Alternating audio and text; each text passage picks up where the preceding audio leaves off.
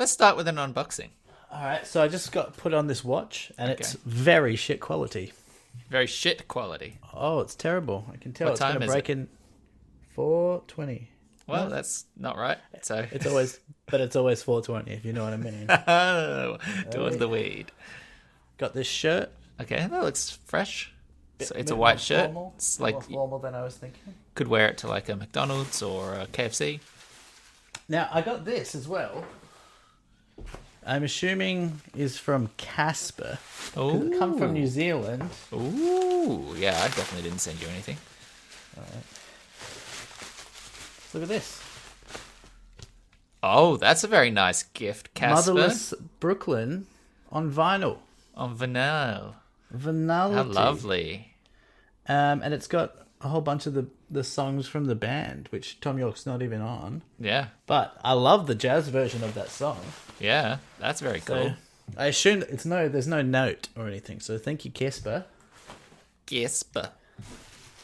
And I got a bomber jacket that was a bit of a, Go bit on. of a gamble. Go on. I'm not a bomber jacket guy. Well, you weren't a singlet guy either, and that didn't stop you from putting one on. Yeah, but I didn't do it again. Oh, this is going to look shit. I don't know.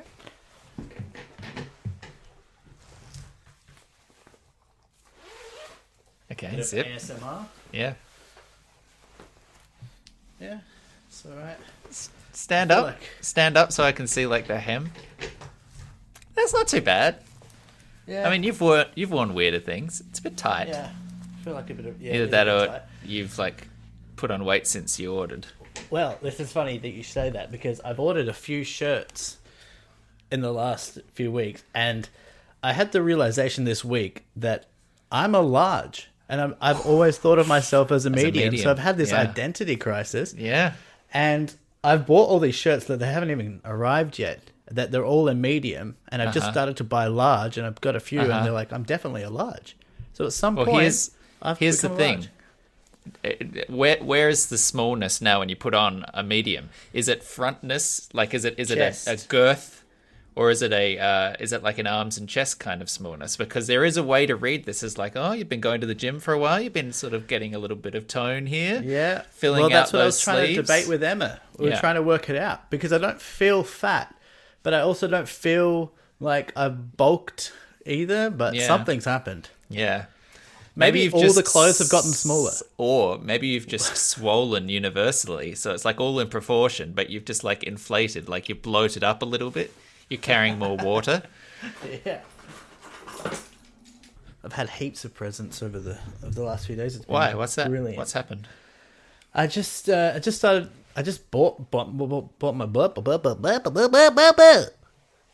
bought myself lots of stuff. That's good. Was it sort of filling up a vacuum of what you felt like you were owed for your birthday but didn't receive from people? Exactly. Well, you got to treat yourself. Yeah, well, I don't treat myself. I've never done it. Like Nick, what's her name? The other Nick, Emma, who's right across the road. That's a She disconcerting always- comparison. Anyway, she's always got stuff coming to the house, like shoes and stuff, and she's always like, She like, earns kind of- more than you, right? what the fuck, dude? Well, I'm just asking. Well, she now, at the moment, yes, but previously... Why are you only- insecure about her earning more than you? Well, just didn't like the implication. What? No, you're applying an implication there. I was just double checking that the reason that she was buying more things was probably because she makes more money.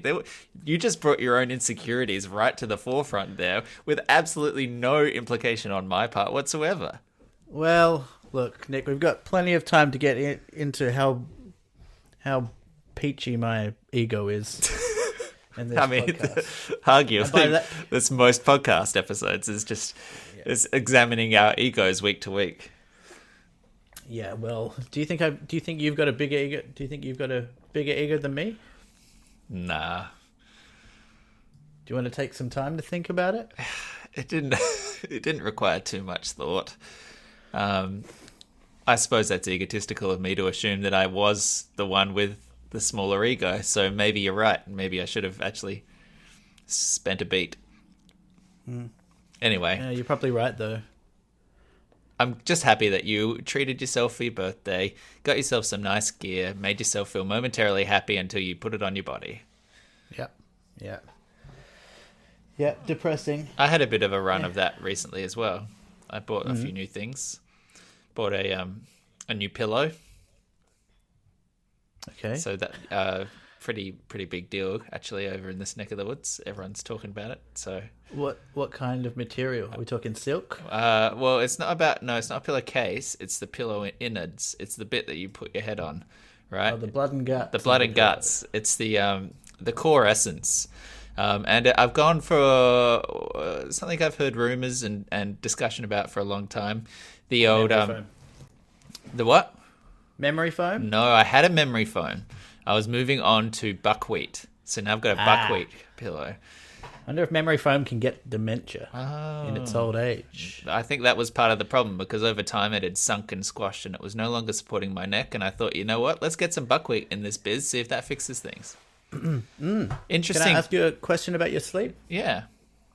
Now, are you a two pillow guy or are you a No. one pillow guy? No. Are you a side guy? Every now and then Are you I a try. back guy. Every now and then I try and be a two pillow guy because I feel like my neck needs more support, but I just can't do it. It's just too high. It doesn't Right. work for me.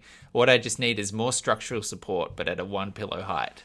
So that's how Right. I've ended up in the buckwheat family. Because the idea with buckwheat is it doesn't compress. It's literally seeds. So you just like jingle it around a bit like a beanbag, and then it just sits there at the exact height that you need from it before, like when you go to bed. And the second benefit, cold. It doesn't heat up. It's not a foam. It's not feathers. It's not anything. It is I like 100% permanently all night. It is a cold sleep. And that, I mean, that's all the perks of turning a pillow over to get to the cold side with none of the turning over the pillow. Ugh. See, you kind of were losing me at the seed thing because Yeah. I was like, well, it just sounds like what cavemen used to sleep on. Probably Sleep on seeds, just a yeah. sack of seeds. Everyone But then famously you got knows me with the cavemen slept cold. on that sack. Yeah. Yeah, I love a cold pillow. Why does everyone love a cold pillow? Because at night your brain needs to chill out. That is so true. That is so scientifically. That is the reason. scientifically the reason. Wow. Yeah. Yeah, I never realized that before. The It's because only your brain needs to chill out. Yeah, I mean, there's levels to it. But like the only weird thing about it is it kind of jingles a little bit. Like it does have like a hint of rustle, and you've got to sort of mentally prepare for the idea that oh yeah, I'm sleeping on a bag. Like there's a bit of movement now, and I'm adjusting. I think I'm gonna like it in the end, but it did take a bit of a mental adjustment to in those first early nights away from what you traditionally think of as a pillow. Okay. But I'll keep everyone updated. Keep us updated with the pillow talk. I'll also let you know that I bought a mattress topper. Now that is an expense that I can recommend to anyone. What is it? So mattress topper is like a added padded layer that you put on top of your mattress and underneath your like fitted sheet. And it just gives you a nice little pillowy, cushiony, airy, cloudy kind of lift. All of a sudden, that boring, old, flat, springy, bad mattress you've had, new lease of life. Sounds like a luxury buy. Well, I got it pretty cheap. I got one for like $60 on sale. That was normally like $260. And so I felt pretty good about that purchase. And it is very nice. So it was a used mattress topper. It wasn't used. It was fresh out of the box. I very quickly did use it, so now it's lost all of its resale value. Stains everywhere. Okay. But Okay. but washable. It's very washable now as well. So yeah, it solves that problem.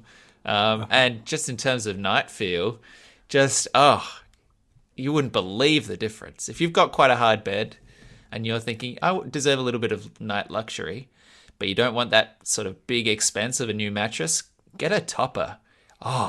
Really good. Can I just with the pillow thing? Yeah. I was thinking about what I do with my pillows. I used to sleep on two pillows, and then I basically had my head at a 90-degree angle, which caused a few issues for a while. Wait, but what? Describe that again. You had I two used to pillows always, here, I had two, and then sometimes your 3 neck pillows. would go like 90 degrees. Like crank it like that. And then On your side? Yeah, on my side. Okay. And then now what I do is I have a 2 pillow, but I have the first pillow against the back of the bed, the back of the board, and then the second pillow is just kind of on a nice angle. Okay, and then Nice you put it in. You put 15-degree your angle. head in, and it sort of folds into it. Yeah, dude. Oh, Yeah. that sounds like you're It's- trying to resolve something that a better pillow could do by itself. Yeah, but I'm never going to buy a pillow. I'm never going to buy a pillow, You ever. never buy a pillow. No. What does that mean? I will just have a pillow. How and have you whatever had pillows pillow- before this? I don't actually know. You moved to Melbourne. Did you bring a pillow with you? I can't remember. I've just had pillows. I don't know how I have them. Okay. Oh, wow. Yeah. I mean, that's an interesting thing to discover about someone. There's an object in your house, an item in your house that you have no idea how it got there, Yeah. nor any intention to investigate or replace it. No, never. And Now, it will what would it take for you to deteriorate- go out and buy a pillow? Would you have to actively lose it?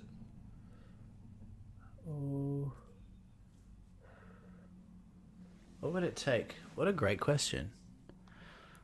We Maybe only just like we a go really for the good deep sale? stuff on a good sale. Gosh, I feel like you're just not paying attention to all the like Bed Bath and Beyond deals out there. No, I'm more about the beyond than the bed or the bath. That sounded smart. Come on. It's got a ring to it. Well, I'll send you a link to my my buckwheats, and you can just explore the world of cool faces, Sure. because that's a nice little midnight perk. You remember all those times you used to wake up and roll over and be like, "Ugh, this pillow's so warm right now." Gone, totally gone. You could just flip the pillow. But think of all that effort. And That's now a you lot don't of have effort. to, thanks to this week's sponsor, Hello Pillows. Hello Pillows, pillows, they're full of buckwheat. And if you go to hellopillow.com, that's HULLO pillow.com /deep4 and enter the promo code FaceFullOfCold. Promo code FaceFullOfCold at deep4.com /hellopillow /hellopillow.com /deepfort. Enter the promo code FaceFullOfCold. You'll get 50% off your first bag of wheat. Do it soon. Not even the pillow. It's just the first bag of wheat. Just a wheat bag. Welcome to Deep Fort. Thank you. Oh, just good to have you here. This is a delight. This is a podcast. This is just two friends making something of themselves in public view. Just progressing our lives and our CVs in a healthy and mature fashion for your entertainment. Sitting through the internet with me, Michael. Say hi. What's up? Not much. So what you? Nice. And I'm Nick. Hi. Hi, Nick. Hi. Do you want me to say that in the future? Well, every now and then, if you just wanted to say hello to me once for your fucking life, that would be nice. Can I just do a couple of shout outs right up the tippity top? Shoot a moot. Couple of baby shout outs. Big baby shout outs. Are they big babies? Good friends of the pod, Michael and Katie. Actually shouldn't say that. We've had like 3 listeners. Who cares? We know who they are now. It's We know who they Michael are. and Katie. Had a little baby Sophie on Friday, Woo! day before my birthday. Oh, I should have held it in. just One saying. more lay. Yeah. Fellow Gemini in the world. But yeah, she's looking very cute. Everyone's healthy, I hear. And the other baby was for people who are not friends of the show, who definitely don't listen. David and Joe have just had a Did you baby. just say they were not friends of the show? Well, I don't think they've listened to a freaking episode. I would imagine. Shout out I'd be to people horrified who if they will have. never hear this. Shout out to some people that we are not friends with. Just want to make it clear that this is by obligation. Shout out to David and Joe. Well, yeah. David and Joe had a baby, Edie, or I think it's Edie. So 2 girls. 2 girls in the world. Deep Fort family. People actually doing things with their lives. Do we get a cut from the profits? I think there's a... Look, we're not going to hit them up straight away.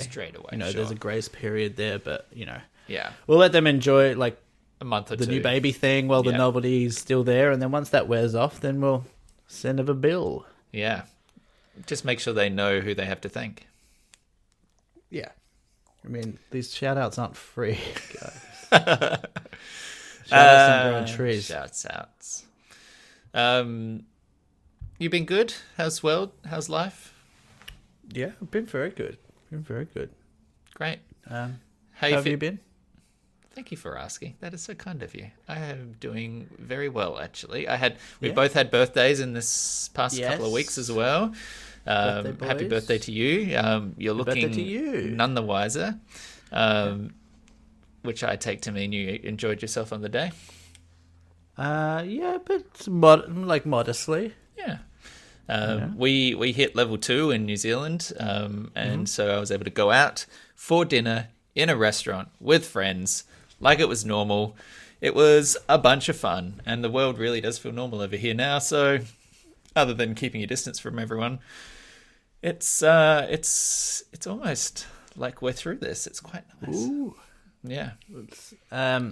Not hope for that second wave. That someone in South Australia had 15 days without a new case. Yeah. Of the COVIDs, and then someone granted an exemption from someone traveling from overseas to Melbourne, and she had family in Adelaide, asked for an exemption. They gave it to her, and then fuck it. Did she bring it in? Yeah, she brought it in from overseas. Wow. Yeah, that's unfortunate. Yeah, it seems pretty selfish as well. So yeah, I would have thought that they sort of check that stuff right before you let someone in. Wouldn't you have to do a test? They said that they do. That's so weird. Well, I don't know. I just heard them saying that they sometimes grant exemptions on compassionate grounds. Yeah, which is fair enough, but yeah, just a little bit strange that the exemption was to someone who actually had COVID. Yeah, that's What? Yeah. The thing in New Zealand now is that it's been 5 days without a new case. That's only 3 in the past 15 days or something like that across the country, and we don't have a single person in hospital with it. So there's only 20 active cases in the entire country, and they're all just people chilling at home in recovery, getting it through. So it is not impossible to think that over the next 2 weeks, we might hit a point in which there are no active cases at all. Did I ask you this already? That how do you think the world's going to change? Do you think we're going to be shaking hands less once we get over it? Do you think people like the social distancing thing people will be more aware of it in their day-to-day life, even though we're past it? You know, I don't think of the long-term things of this. I don't think we have talked about that explicitly. I think there's a few factors. I think there's a few factors here, actually. There's a few factors. The first of which is that no one's on the same timeline. So any sort of cultural change or anything like that is really going to be very regional and very sort of nation to nation, if not state to state. Australia and New Zealand, we're in a really good place. I hope we can hold on to it. I hope we can open that trans-Tasman border back up again and get back to each other's countries and, do some of that travel pretty easily. But we are probably one of the few Western countries in the world that will have that privilege. So how we adapt and change and process that is going to be very different to what happens in America. America, which today hit 100,000 deaths and counting. They've reopened states. They are just about beckoning this second wave on without even beating the first one yet. America's timeline for the next 18 months to 2 years is going to be so fucked as to be completely unrecognizable. So any sort of cultural changes that happen there will probably be much more drastic and much more long-term. I can, like, I mean, already this past week since level 2's opened up, I'm back to hugging my friends, you know, when I see them. You've hugged. Yeah, I've hugged. And that's a thing where, I mean, I know the odds here. It's like a calculated decision, right? The risks of this occurring in Canterbury, where there have been no cases in weeks, is all but none, right? So I'd make that choice intelligently. The real test will be when you start hugging strangers again. That's Yeah. when we'll know we're really past it. Yeah. I think that there'll be definitely changes in terms of the handshake thing. Like, I think that if you know someone, the world will probably get back to normal. But if you are interacting with someone in a public space or in an office environment or professional environment, I think the courtesy will outlive the imminent risk of COVID. Well, one thing that occurred to me, I've been obsessed with this show called Terrace House, which is a Japanese kind of reality show. And they all, when one of them, this is taped pre-COVID, but when one of them gets sick in the house, they're automatically in a face mask. So they're around the house, and someone's got a face mask on. Their first question will be, "Oh, are you sick?" Which I find quite interesting that we have. I mean, maybe that's something that's coming in now, that we will start to use face masks when we're sick, or maybe people will be more inclined to stay home when they are sick from work, rather than just kind of soldier on. Yeah, there might be that kind of thing that changes. I think so. The mask thing's interesting because there has been like a concerted effort in the US to Politicize. I was going to say normalize the wearing of masks in a non-political manner, because it's just a very simple kindness that you can do when you go out into the world, right? Even if you are not sick, you put on a mask as a courtesy to others, or even if you don't think you're sick, right? You put it on as a courtesy to others. It has a measurable impact in minimizing the risk of transmission, even if it's not a N95 kind of medical mask. But the difficulty is that now it has become this weird kind of symbol of the idiotic conservative rebellion against it, right? Like Trump was paying out Biden for wearing a mask. Trump refuses to wear a mask in public, and in doing so has turned this thing, which has just been the easiest, simplest act of courtesy, into this strange, like, I don't know, symbol of oppression, or I don't even know why they don't want to fucking wear a mask. Like, I don't understand the logic behind it. Yeah, I was thinking about it. I think it's something to, like, conservatives obviously value their individual liberties, and I think that's definitely comes into it. But there's also this idea of conformism. Is that a word? That's probably not a word. No, but yeah. Conforming. They don't want to do what they're told, or they don't want to be told things and just have to follow along with it. They don't want to be told that you have to do something. So I think it's like it's a stupid thing, because they think that it's like this political move from the Democrats or from the left, that they're trying to this is some way of them trying to control how you live your life, when in fact they just really want the best for everyone outcome for everyone. Yeah. And I mean, it's all tied up in a whole bunch of crazy sort of conservative things. There's the anti-intellectualism of it, where it's like, I don't want some doctor telling me what's better to do.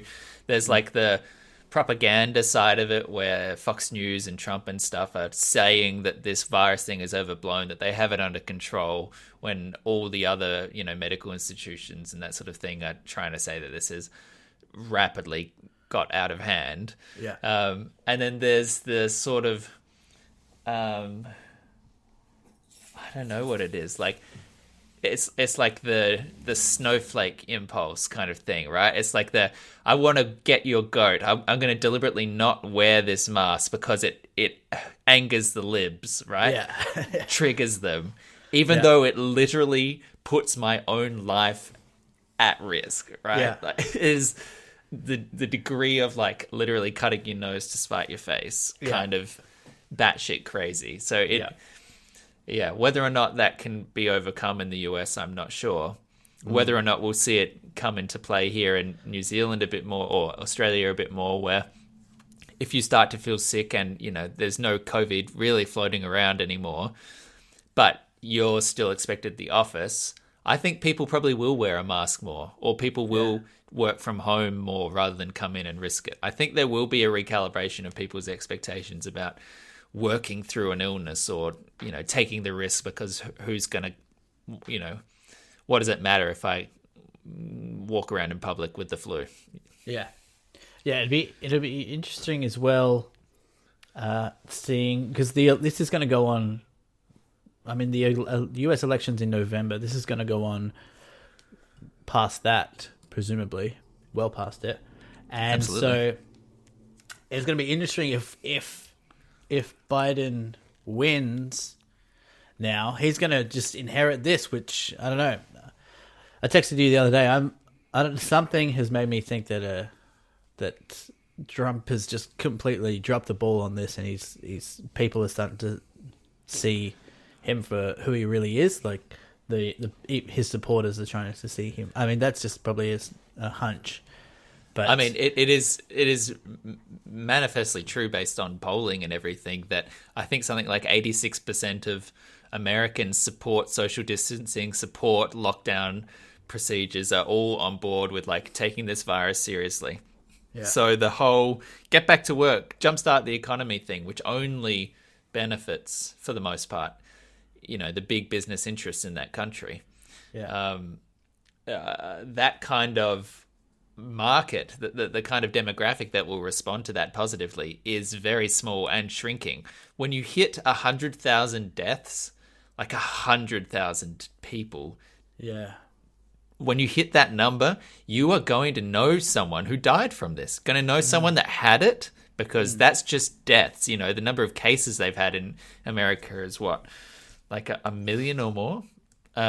So you're going to know someone that had it. You're going to probably know someone who either died or knows someone who did.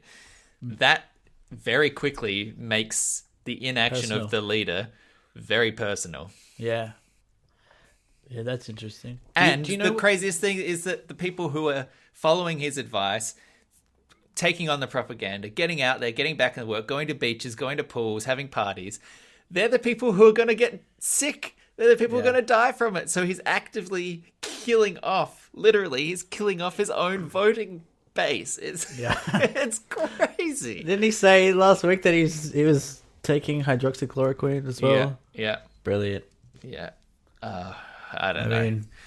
He's, I mean, we could do another Trump revisit at some point, but yeah, this is literally historically unprecedented. There has been no president that has done such a poor job in the face of a crisis. It's going to be truly examined and re-examined. There are going to be books written about it. This whole era that we're living through is fucking unbelievable.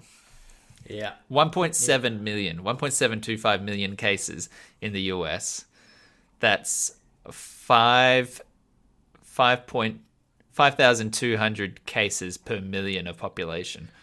That's more than Italy. Can you just check also while you're there what China and India are up to? In terms of total cases? Yeah, because I haven't heard much about India, and I assume that, I mean, with the... India is at 150,000 cases. So less than US? Yeah, so the US has 1.7 million. But you'd think in India they're getting tested less. Yeah, so the total cases... The total cases in India are 150,000 currently. China is 82,000. So 82,000 in China versus 1.7 million in the US. In terms of comparative cases per million of population, that's 58 cases per million in China and 5,200 cases per million in the US. So, like, the scale of this thing is almost 100-fold worse in the US than it was in China. Right. Yeah, he's fucked. Of course, there's some skepticism about the numbers that China have reported. Yes. But even so, it seems like it's fairly under control there from current reports. Yeah. Yeah, there's so much to pick apart on this coronavirus thing. It's interesting to see how it's going to develop and where the investigation into how China handled it is going to go and how the world reacts to that. Yeah. Well, I have a sort of tangent on this discussion as well, which was about some of the coverage about which countries did well with coronavirus and how it has a truly sort of Western racial favoritism or white favoritism over countries of color. So in the New York Times, there was a list of the true leaders in the fight against COVID-19, and they spent one sentence on Asia and the rest on white leaders that mostly did worse. And so this was a response article written by a writer on Medium, basically pointing to the coverage that various countries have had and how it ignores the success stories that the East has had in this situation. But basically, countries with higher mortality rates, like Germany, Italy, Sweden, and Denmark, have been listed in the New York Times as true leaders when it comes to facing this COVID thing. But by any objective measure, they're not in the West. The best leaders are actually everywhere else. Asia, Australasia, Africa, the Caribbean, parts of South America. Every major Western leader failed.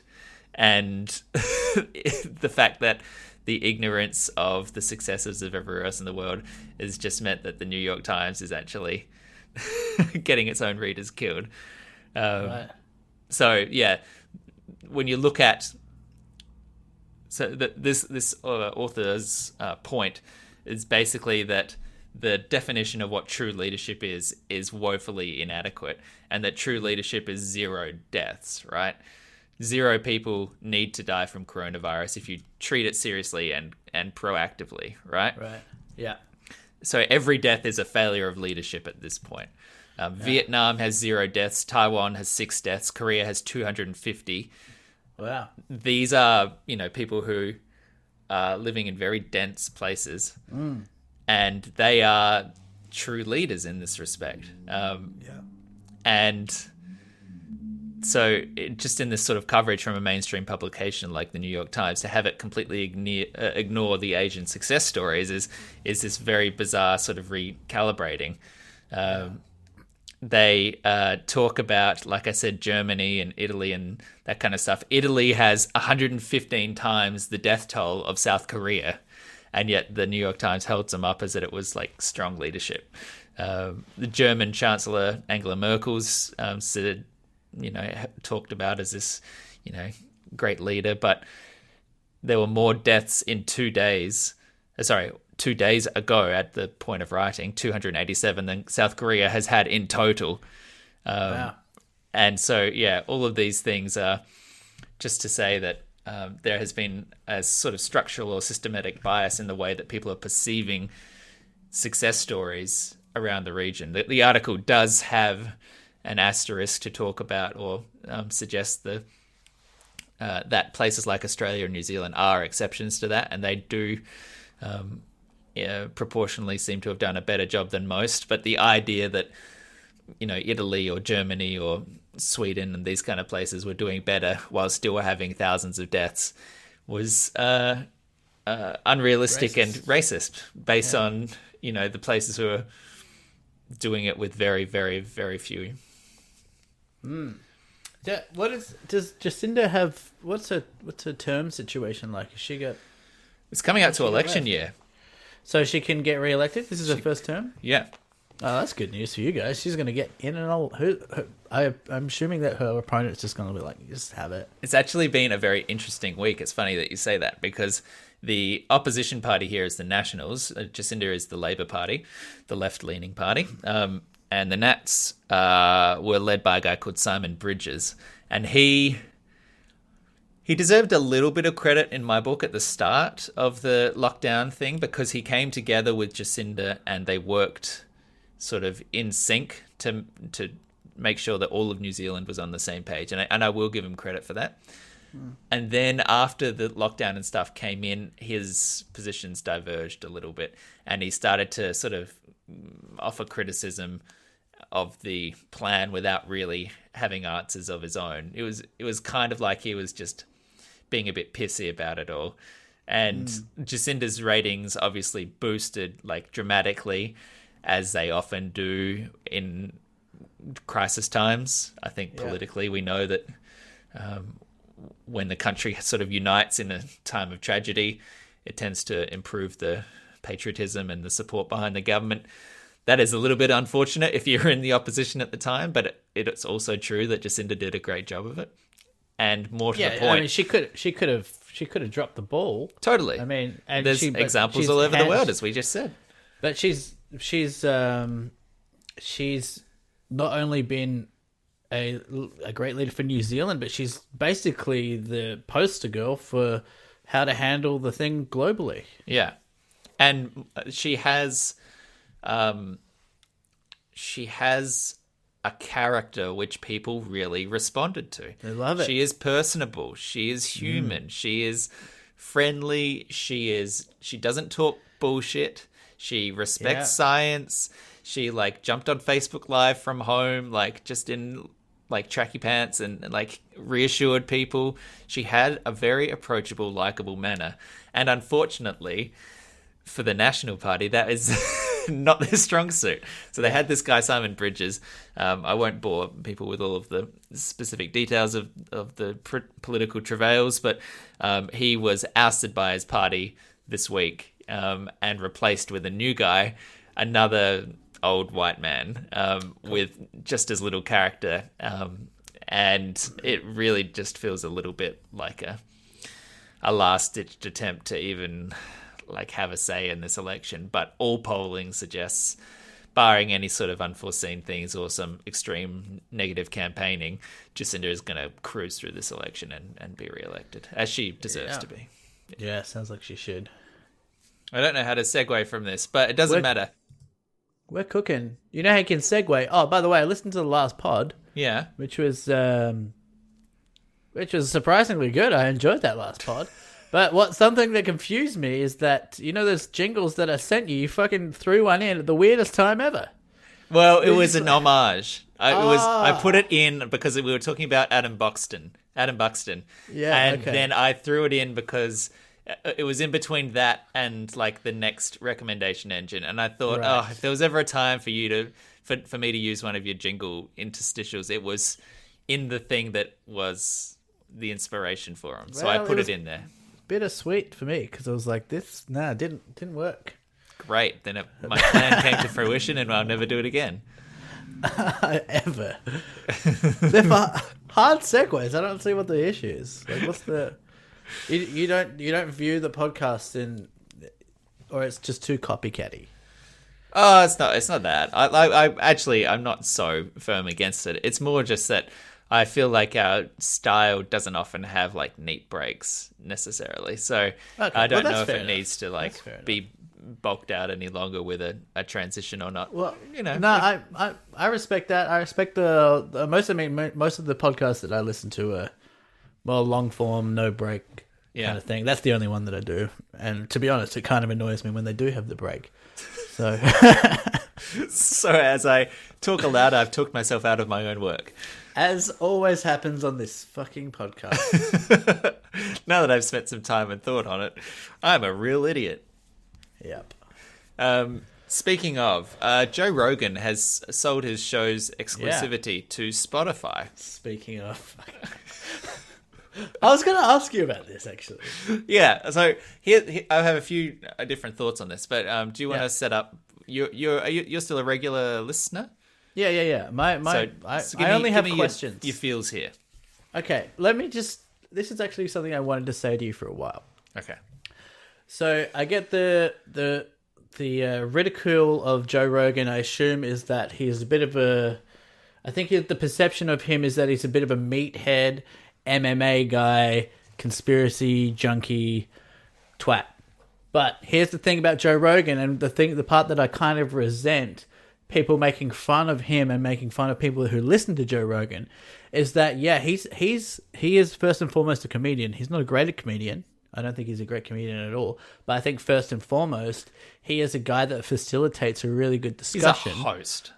Yes. If he's, I wouldn't have even called him a comedian. Well, he is a stand-up comedian. That's how he got to that position. Okay, sure. Yeah. But yeah, you're right. He's a host. So he and the beauty of Joe Rogan and the reason why I listen to him and the reason why his podcast is so big, in spite of all of the criticism that he gets, is that he actively hosts discussion from people from the right, people from the left, and yeah, he's kind of an idiot, and he's got to some degree he's smart in other ways, and he has some crackpot theories that he probably shouldn't entertain as much as he does. But he hosts a really good discussion, and I think he has a genuine pursuit of the truth, or at least trying to discuss what is true rather than some sort of partisan bullshit. Go. I don't really have strong feelings on Joe Rogan. I've listened to a couple of his podcasts. I do think that he's kind of an idiot, and that there are places to hear interviews with these people that aren't with him. Like, I don't think he's really had too many exclusives that you couldn't find that person spoken to by someone else. Well, I guess the thing is that it's the long form. Sure, I'm talking like I'm thinking other hours. podcasters and that kind of stuff. And I do respect that he does seem genuinely invested in the topics that he brings people on to talk about, and he brings on scientists and that sort of stuff. KC is actually a listener of Joe Rogan as well, so I have listened to podcasts with him. He does do a good job of letting the person come on talk about things. I think the fact that he goes off and gets his IV vitamin injections and has all this like Obamagate conspiracy nonsense and stuff a little bit unpalatable. He's friends with Alex Jones, Yeah, like there's a lot of reasons to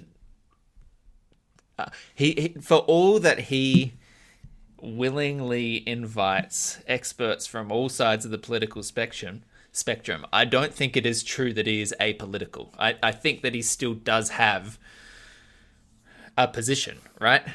And the fact that he entertains some of the, more conspiratorial theories about Obama or, whatever, allows him to get play within a sect that goes even further crazier, right?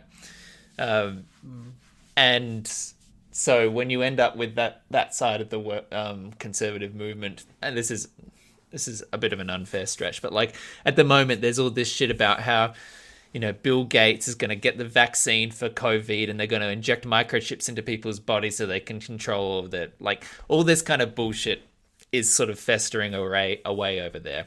And when you have someone who dabbles in that area, but then also gets play with, somewhat more legitimate experts or central or scientific experts, it elevates the credibility to a point that it shouldn't. I think that's what I find a little bit distasteful about it all, because as I said, I can hear these experts elsewhere, I can hear these celebrities elsewhere and get an interview out of them, I can hear them talk about their stuff elsewhere. So just having it in his kind of zone just feels like, oh, well, now you're bringing along people who act like they are seeking out the truth, but are actually sort of doing it in a bad faith position or in a very political, shitty kind of manner, if you know what I mean. Sure. Here's how I see it. I take your point. I really do. And to be honest, it took me a while to get into Rogan for those very reasons.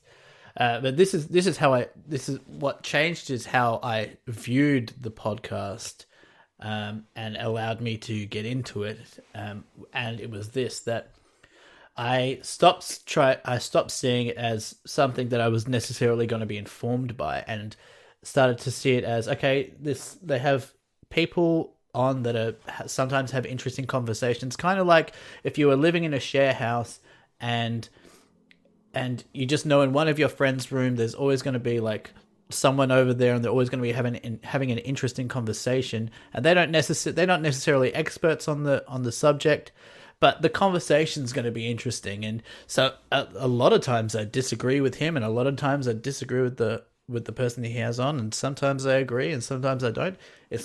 I don't just view it as a truly informative podcast. I just find like that I can completely take from it what I want. Yeah, it's stimulating. Yeah. I respect that. I mean, here's the interesting thing about it all, right? So now Spotify muscled in and bought him out, basically, right? For an unknown figure, but it's got to be a couple $100 million, right? Yeah, it's $1 million US, $100 million US. At least. I mean, if it's only $100 million US, he got actually underpaid. The amount of money that you can rake in with the kind of audience that he had, he would have been easily clearing, $50 million a year anyway, or something like that. It doesn't. Oh yeah. It doesn't. I just find it very confusing, actually. So I think we've alluded to previously that I have a problem with Spotify because Spotify's muscling into podcasts and calling them podcasts, but not having them publicly available to anyone means that they are not podcasts. They are original audio shows. I don't know any of this. Can you elaborate on? Joe Rogan, once his podcast goes into Spotify, the only place that you can then listen to it is going to be Spotify. Right? And the same with any sort of exclusive Spotify deal. You have to use the Spotify app to listen to it. Podcasting as a medium. He's part of the Rogan podcast is that he puts it on YouTube as well. He used to do it live, and that was podcasting. Like watching podcasts now is huge. It's how I spend most of my time now. So do you know anything about like how he's going to be filming the pod? I don't know the deal of that. I think actually that I heard that Spotify is actually going to have videos soon. So potentially that will become also where you watch the video of it is within Spotify. Right. The overarching point here is that podcasting as a medium is a marvel of the open web, a marvel of free open source technologies that anyone can use. The fact that we're doing a podcast right now is based on the idea that this RSS feed, and it doesn't matter the technical specifics of it, we basically use this free back-end technology to put up posts and then create this feed which any podcast player that is out there, any browser, any RSS reader out there can translate and understand and get those audio files. And it is a standard in the same way that HTML is a standard on the internet for displaying pages, right? They're kind of universal and free technologies. And because of that openness and interoperability, you've had amazing evolution and growth in the podcast form. And Spotify is obviously a multi-billion-dollar company with a musical back end, but in them muscling into this turf, they have not done so by just allowing their app to take an RSS feed and interpret it and show those episodes like Overcast or the Apple Podcast Player or Pocket Cast or anything like that does. They haven't just turned their player into an RSS reader like that. They have decided that they will basically package up podcasts as audio files and bundle them into their app like they are songs, right? There's no feed. You can't subscribe universally. I can't subscribe to a podcast that is a Spotify exclusive using my Apple Podcast app or my Overcast app, right?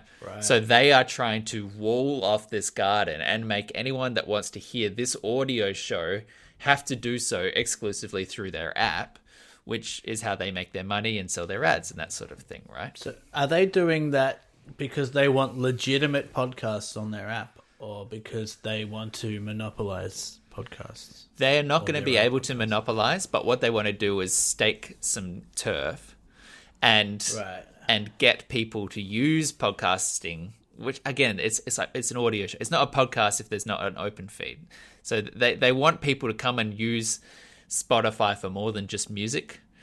And to do that, they're luring over big brands like Joe Rogan, like the Besties, and a whole bunch of other like podcasts that were in the free space, and then get bought out and brought over to Spotify, so that people spend more time using the Spotify app rather than bouncing over to something like Overcast or Apple Podcast, which is a competitor.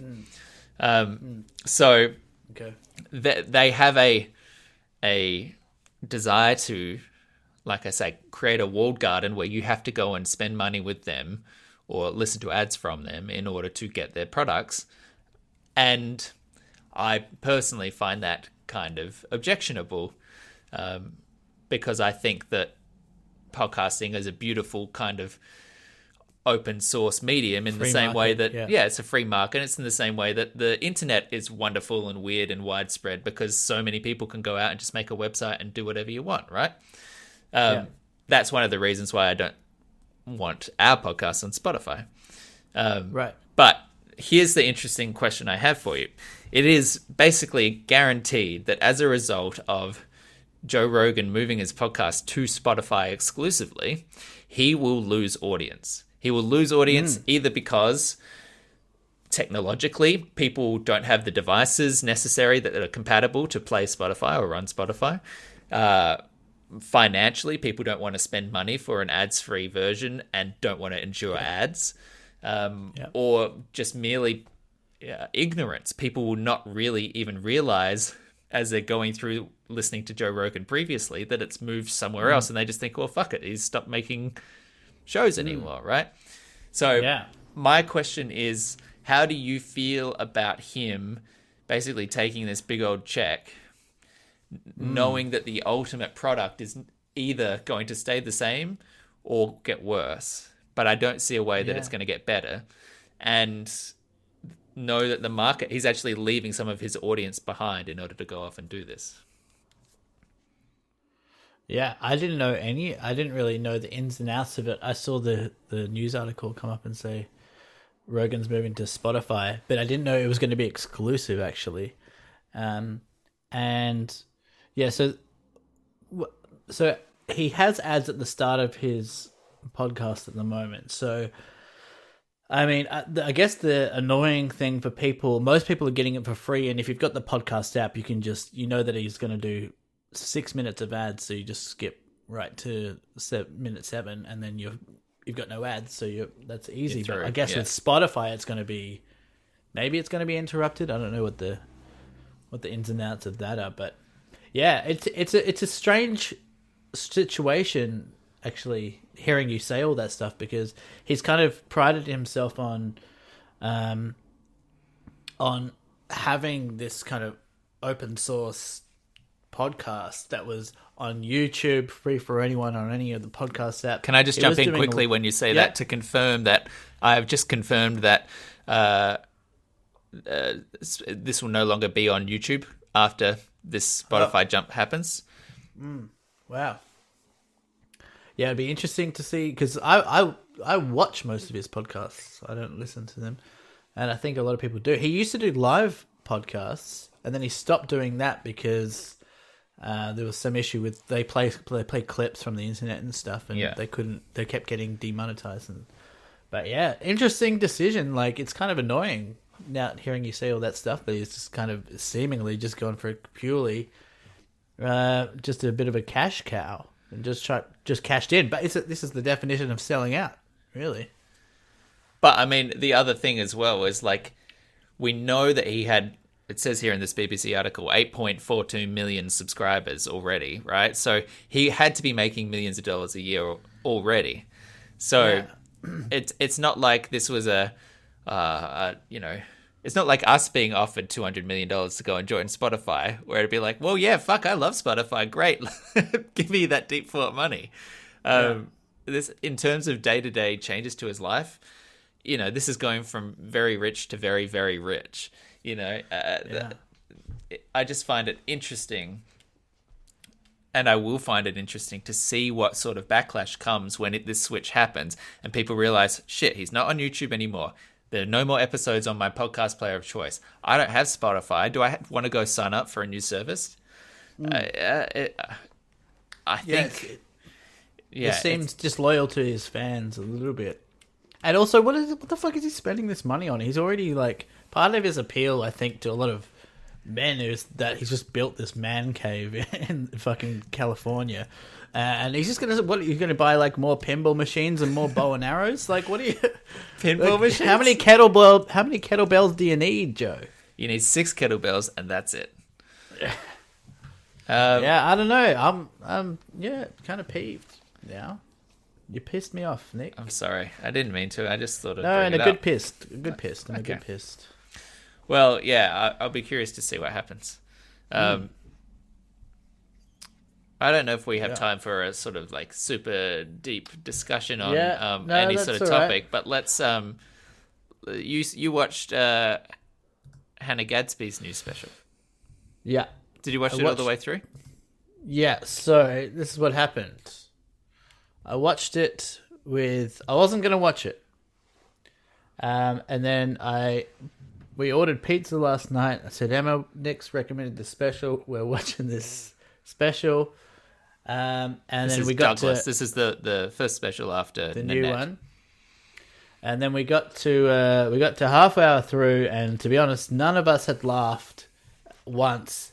And we got another 10 minutes, and then Emma said, can we turn it off? So we switched it to something else, and then I waited for her to go to bed, and then I finished it off myself.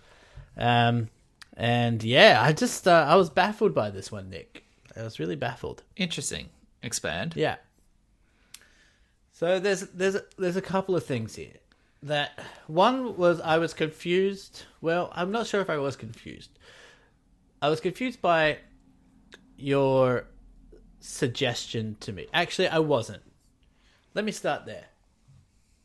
I think this is my theory, and I was thinking this while I was watching the show. I don't think you thought that I was going to like that.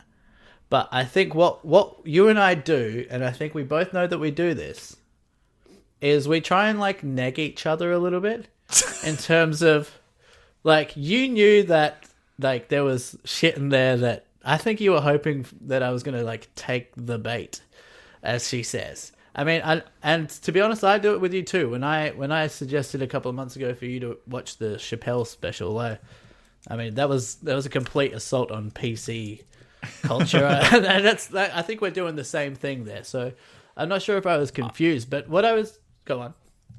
Oh, I was just going to say I did not I was not sending that to you to like instigate anything. I genuinely properly laughed out loud in increasing volume across the course of that special, and I came off it on a high, and I thought, fuck, Michael would like this.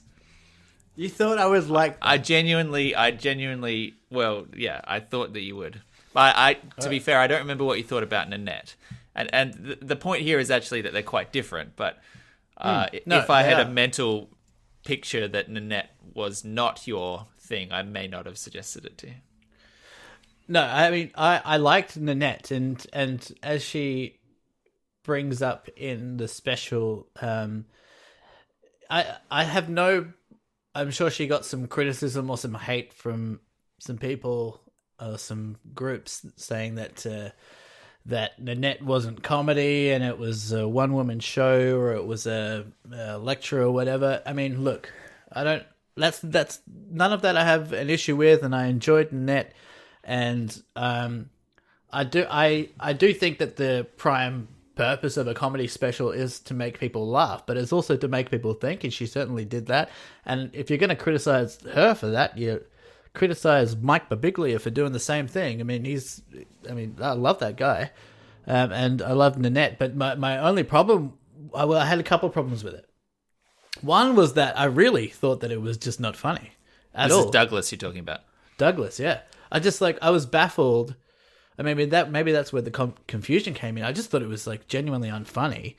And the other thing was that in my opinion, she put the audience in this like emotional chokehold right from the outset, which was basically setting it up to be like, this is all the people that hated my last special, mostly men, and it kind of seemed to set it up to be like, if you don't like my material, then you're one of them. And that put me off. And then she just let her all-out assault, and I can hear the eye rolls from here. like this assault on straight white men, and I know what this sounds like, and every time you bring it up, it's like this. You're a butthurt, white man, and white men have been doing this to minorities for years. So this is the taste of your medicine. Sure, I get that, but I was just like, I'm just like a little bit. Maybe that's why I didn't enjoy it as much as I should have. But I was just like maybe a little caught up in the illogic of the whole thing, that it seemed like she was going after a certain demographic while also, claiming this victim card, or this is why people, I get all this hate for being a certain way. And then actively, I think at one point she says, if you're a man and you have a family and you play golf, you're a cunt. Like, that's fine. But like, you're actively singling, like, I don't know. I don't know. You got any thoughts? I got a few thoughts. Like I said, I really did find it quite genuinely funny, and so did my housemate Colin, who was just in the room when I started it. He's American as well, so he was literally the subject of the first 15 minutes of jokes are about Americans, and he was right. Oh, he's American. Yeah. He was laughing up front and joined me on the couch past his bedtime, which is normally 9 p.m. So like, he was properly. What does he do? That's a whole other thing. But Okay. Yeah, he stayed up to watch all the way through this, genuinely enjoying it as a straight white man. I find it interesting that you sort of felt that or read that at the start. There's a few different things there. There's one point which she sort of makes halfway through, is that she knows that her audience is sort of rich middle class women, so she is telling comedy for not you, and sure. that's that could be just as simple as that it's not jokes for you. I did think that as well, yeah. And she says that explicitly. Yeah. The straight white male thing as well, she needles about it, and she tells you she's going to needle about it, and then she even tells you that she's going to tell jokes which are just quote unquote hate baiting. She's going to do something Sure. that she knows is going to inflame an audience, or more likely a Twitter user who sees a clip of and then like sends an angry tweet about, rather than an actual person who sat down to watch the show. But I don't get that. Like, it's like, that's what I don't get. Like, hey Nick, I'm gonna slap you in the face, and then I slap you in the face and I said, see, I slapped you in the face. Like, what is that? That's like an old magician's trick, isn't it?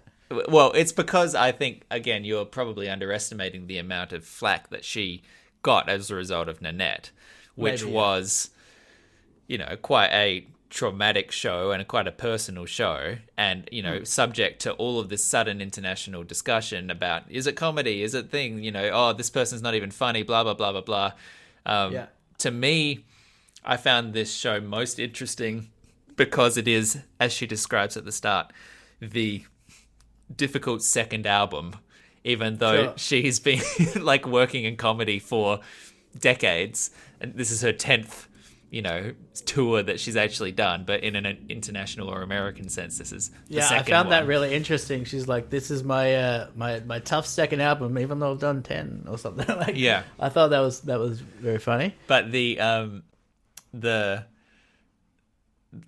interesting challenge of that, I do think you can feel that there is, even though at the start she says you don't have to have seen Nanette to get this show, I think you can tell that it is a response to that, right? I think There's her audience is there because of Nanette. Absolutely, that she filmed it in New York.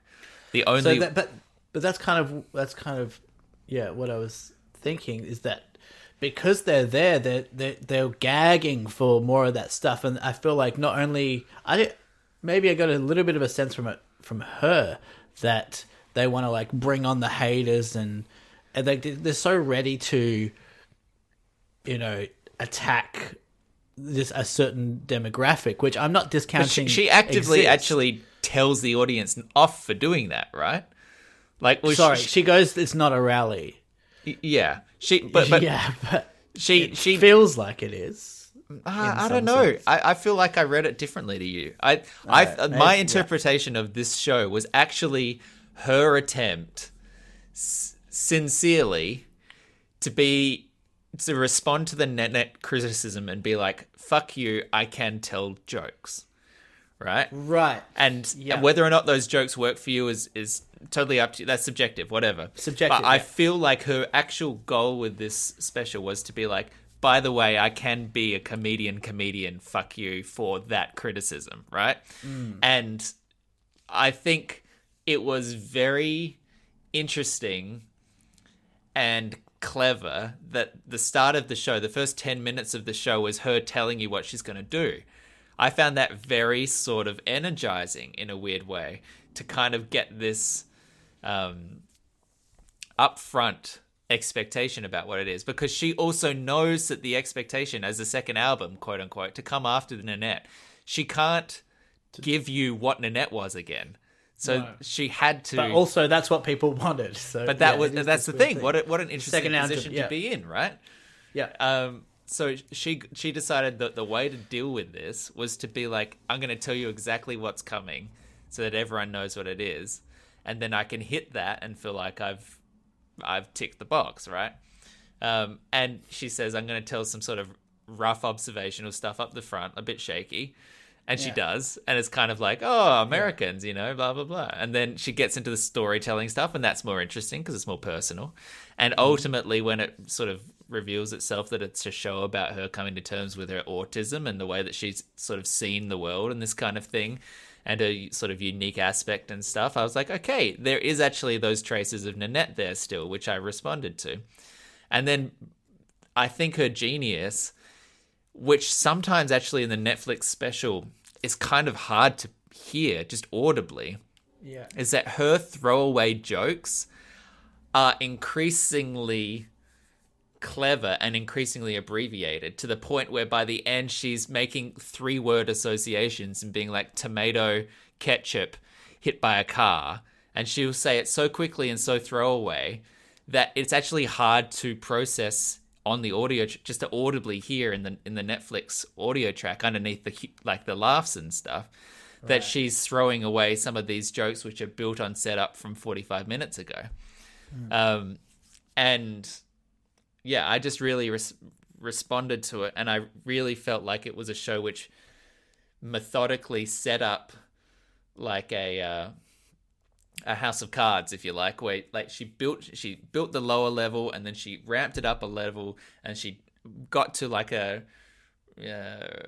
she was meta and self-reflective, and then she came to like a climax which really rapid fire, like properly was just joke, but built on all the stuff that she'd set up before, and it worked for me. I don't know what else to say other than I was just in that final run where there are just joke after joke after joke. I was laughing my head off. I thought it was hilarious. Yeah, fair enough. And yeah, like you said, like comedy is completely subjective, and I really was trying to not be one of these guys that are just gonna think it's shit because she's hating on men to some degree.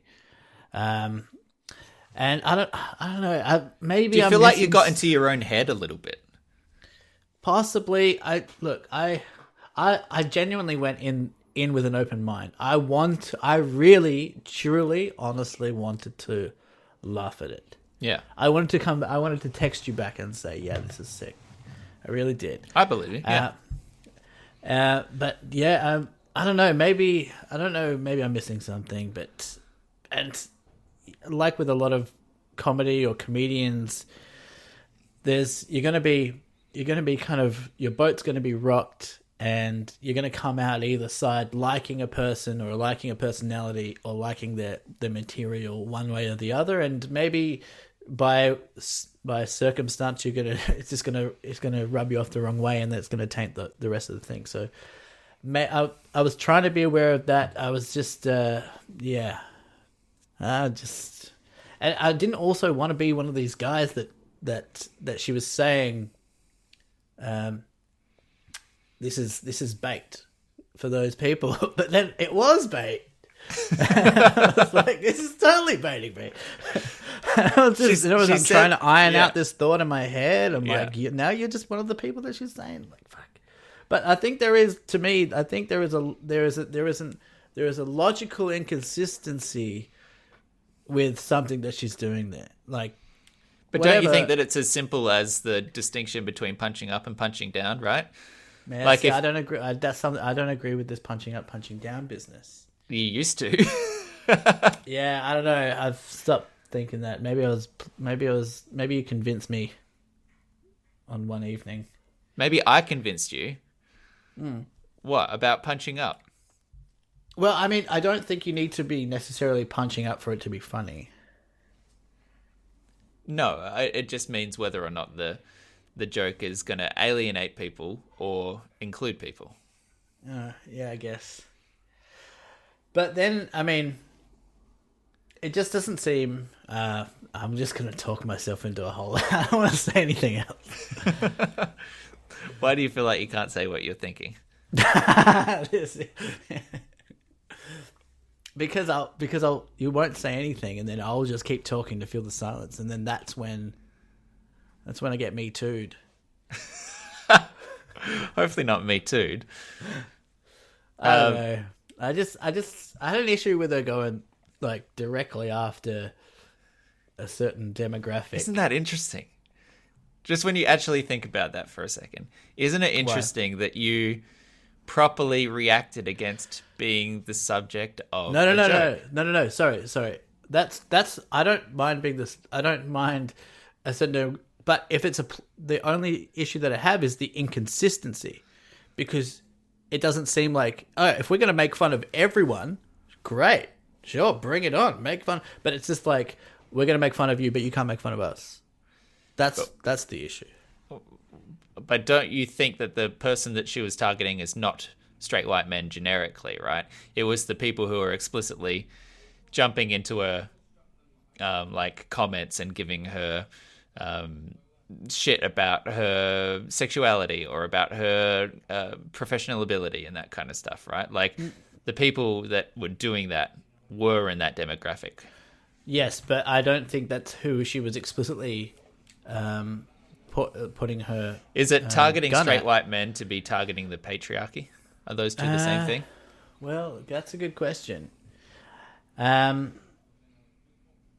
Yeah, I guess it is. I mean, it just feels like you get lumped in with it. And so, sorry, when you said yes, it is, did you mean they are two different people, or they're two different groups, or do you see them as the same?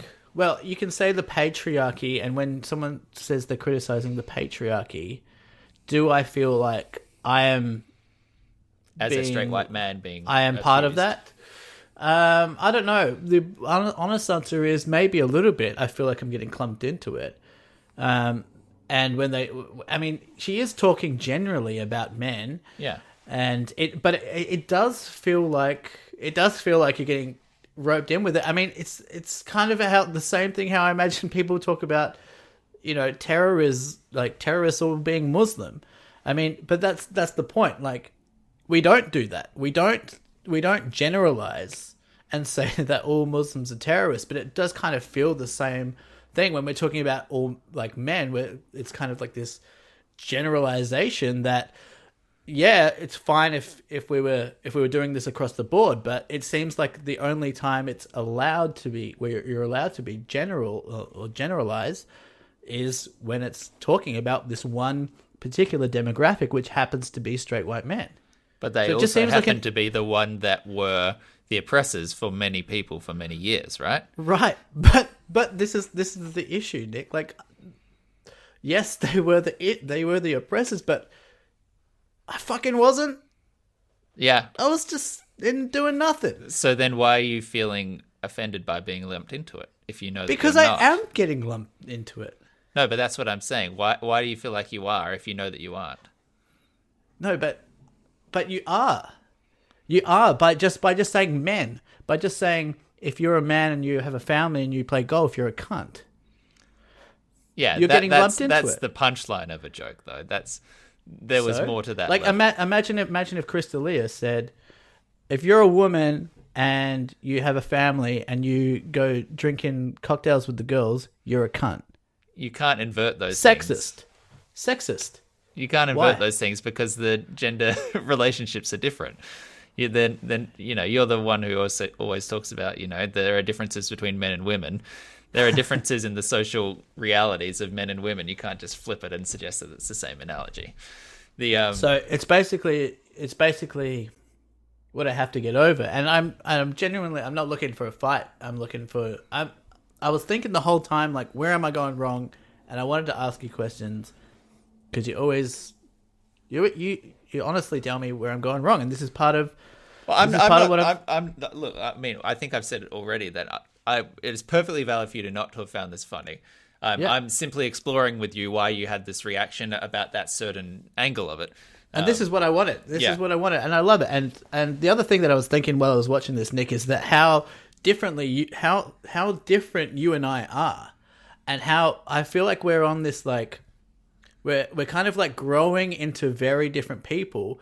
However, you're one of my best friends, and we talk almost every day, and we have the podcast, and I look forward to discussing with you these things. Yeah. So I was having both of these thoughts that I was like, man, Nick and I are like really different, but also really looking forward to jumping on the pod and chatting with you about it. And that's great. But you do help me iron out, and I know I have a lot of these bullshit ideas, and to quote Gatsby, the pufferfish moments. Like I was being a pufferfish when she was saying that. It's a great analogy. Like that's a I very love the good analogy. Yeah, because you know exactly, and it's got a nice sound as well. Yeah. When you just can't think of anything else to say. I mean, I lived through that daily. It's the literal definition of triggered, right? It's literally like the idea of triggered. That's exactly the imagery that a company is like. Totally, but for me, the pufferfish is way more visual and way more relatable than triggered, because I'm like, triggered, what is that? Is that like being electrocuted? I don't know. What is I a think trigger? of like touching Where a does it apply in face. life? I've never been triggered. I have been triggered all the time. I forgot what my point was, but I was saying that I wasn't having a go. I was saying, I didn't appreciate interpret it the that chat, way. and you do help me iron out some things. But I think sometimes I have valid thoughts, and Of course I'm you not do. trying to like steep myself in. I'm not trying to bathe myself in these kind of shitty cis male kind of thought patterns, but I think there are some genuine areas for discussion around this type of thing, rather than it being shut down or being labeled misogynistic or whatever, or insensitive. Absolutely. I think the actual sort of the easy unlock to a lot of these questions is the first question is a question you should ask yourself about something that you're consuming, which is, who is this for? And I think the easy unlock to a lot of this thing is, realistically, this comedy is not for you. It is something that many straight white men can enjoy, and many do. But I think the best and simplest way to interpret those reactions is, who is the intended audience of this joke? And But Nick, can I just cut you off there? But did you allow that same thing to Louis C.K. when he was saying his Park Shooter jokes and his trans jokes? Like, who are the intended audience of that? Probably people who are not politically correct, or they just they're a little bit rough around the edges. People like me. I mean, it's a valid point. I suppose my interpretation of that situation was that I didn't have a problem with him saying whatever he wanted to say, right? Or for crowds to go out and see that person. It was that for me it didn't work, right? Right. Okay. And that I thought that the target was undue, right? So you might have the same feeling about, maybe this is an undeserving target, straight white men, to be framed in that way where it felt like you were being lumped in with people who had done bad things, which is, that's a question of joke construction and intention and that sort of thing. And it would be fascinating to hear her answer that question of, what can a straight white man who wants to be an ally do? It would be interesting to see her interpretation as to what the responsibilities of your demographic are. But can I just clarify? I certainly don't want to diminish the presence and the clear presence of douchebag males that are, proliferating the internet. I'm not denying that at all. And also with men that have egos that bruise like a peach and can't have anything said back at them. I don't want to diminish that at all. I 100% know that they exist, and I hate those guys too. Yeah. So just to return to that thread, which ultimately Hannah Gadsby has an audience, and an audience that may know her from Nanette, may know her from Please Like Me, may know her from Australian, fringe tours and that sort of stuff, but is probably a little bit further away from you. But now she has this spotlight in which her work is being digested as a mainstream headline American tour, level international act. And that means that more people are seeing it than is potentially outside of her original goal, right? Definitely. She explicitly says that she never intended to make it in America, right? Yeah. And she didn't she even quit for a while there, didn't she? Well, part of the question of Nanette was this was going to be my exit from comedy because I don't want to endure the rhythms or the expectations of stand-up comedy when it's at my own expense, right? And I think that some of that narrative was never really more than a statement or a metaphor. And it wasn't, I don't know how sincere it ever was that she would properly leave comedy, if you know what I mean. Right. But I think that was an angle into the idea of what is stand-up asking of me, which tied into what Nanette was all about, right? The only other point that I had in the back of my mind was that, which was agreeing with your point that that Gatsby's special was not necessarily for me, and I was very aware of that. And I respect that 100%.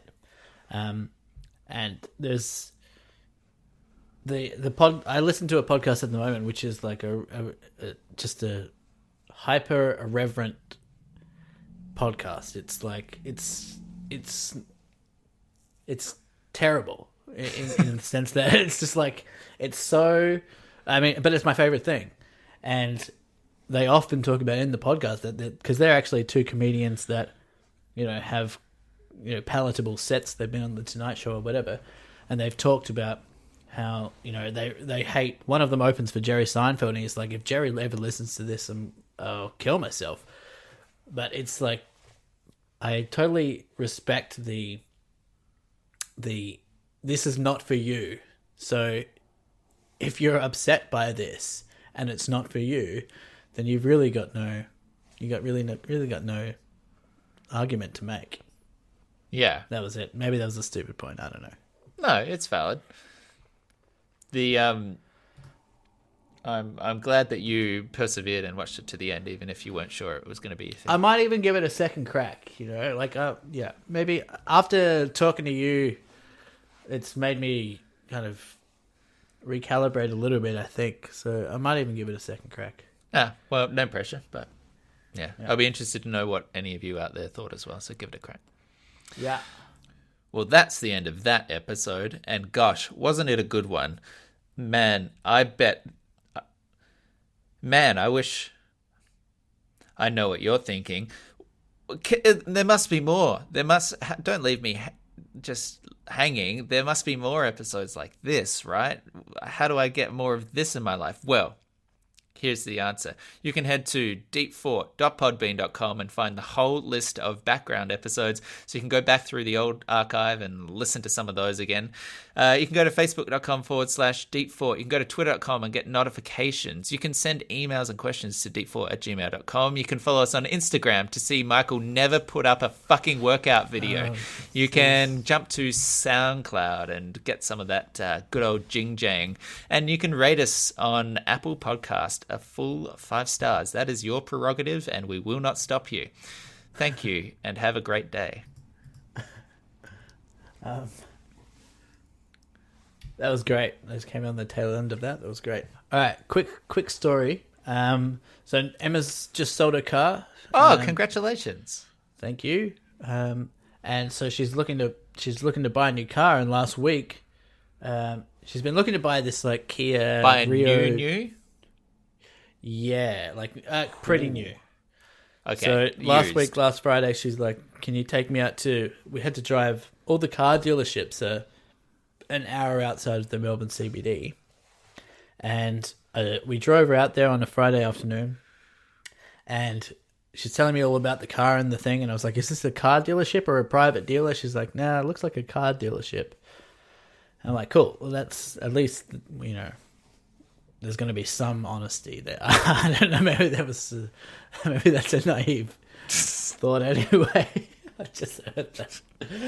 Anyway, so we drive an hour out to Bayswater or whatever it is, and we get there, and there's the address is.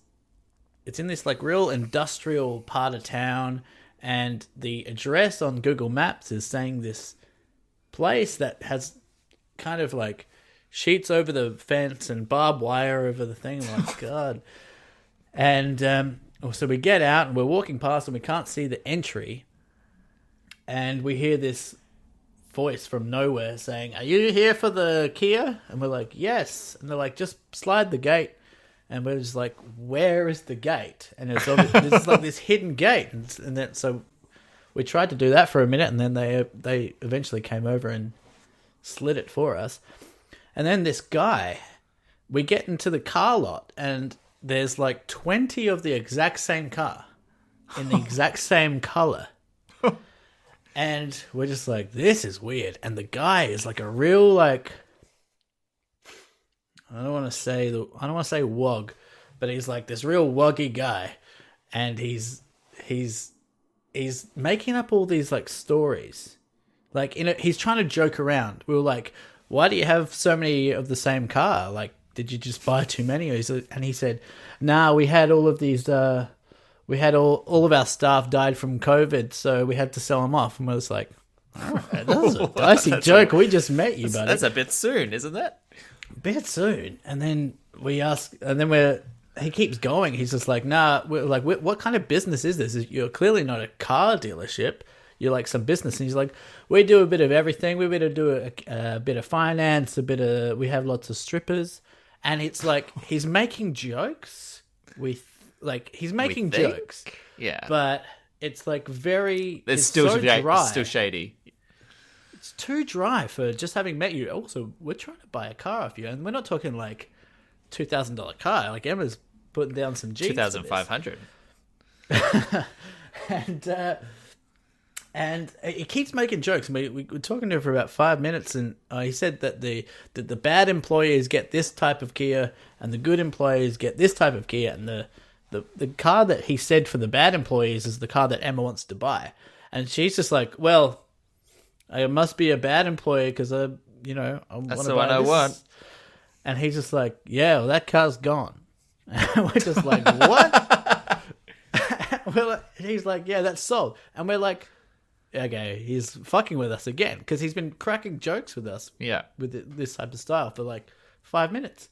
And we're just like, "Yeah, where's the car?" And he's like, "It's sold." And we're just like, "Okay, buddy, like, where's the fucking car?" Yeah. And he's like, I sold it at 9 a.m, first in, best dressed." And we're like, "Dude, are you fucking serious?" Like, and she'd been like texting this guy. Yeah. Like the day before, saying, "Hey, is it cool if I come over at 12:30? Yeah. To come see the car?" And he's just like, "Yeah, absolutely."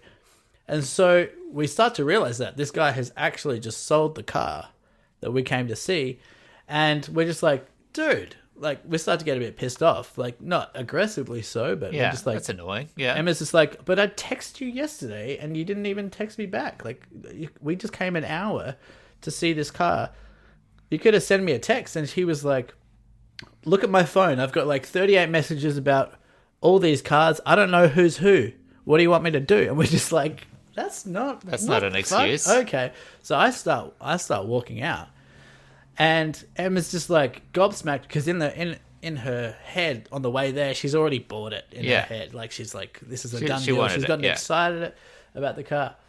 And the guy, it starts to like escalate as I'm leaving. And then Emma's just like, oh, well, thanks a lot. And this guy, as we're leaving the door, he like opens up the gate. He's like, all right, see you later. Fuck off.